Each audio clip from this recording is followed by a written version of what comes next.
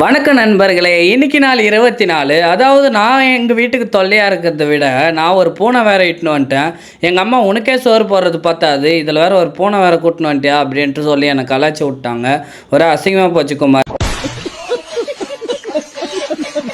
அண்ணன் எழுந்து இன்னைக்கு பத்திரநாட்டியெல்லாம் பண்ணிட்டு இருக்காரு, என்னன்னு தெரியல.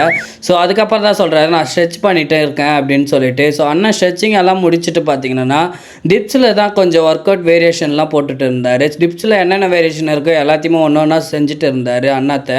ஸோ நீ எங்கடா போன அப்படின்ட்டு என்ன கேட்காதீங்க. இன்றைக்கி வந்து பக்கத்து வீட்டில் ஒரு ஃபங்க்ஷன்ன்றதால நான் கிளம்பிட்டேன். ஸோ அதனால் அங்கே போயிட்டு வந்து பிரியாணி சாப்பிட்றதுக்காக இல்லை, பிரியாணி காலி ஆயிடுச்சுன்னு சொல்லிட்டாங்க. பிரிஞ்சு தான் சாப்பிட்டேன். ஸோ பிரிஞ்சியும் சாப்பிட்டு ஒரு ஜூஸும் வச்சுட்டு வந்துட்டேன். வேற கூட்டின்னு வந்தாலும் கூட்டின்னு வந்துட்டேன். இவன் பண்ணுற சேட்டையெல்லாம் தாங்கவே முடியல. திடீர்னு எண்ணெயை பூச்சி கடிக்கிறதுக்கு வரான். சரி நண்பர்களே, நாளையிலேருந்து நம்ம கடினமாக இருப்போம்னு நினைக்கிறேன். ஸோ அதுக்கு வந்து நம்ம தாத்தாவை நம்மளுக்கு திட்டு போகிறாரு. எல்லாருமே ஃபாலோ பண்ணாமல் பார்த்துட்டு இருக்கீங்க, எல்லாமே ஃபாலோ பண்ணுங்கள். அப்போ தான் நம்மளோட வீடியோ வந்து எல்லாருக்குமே வரும். So thank you.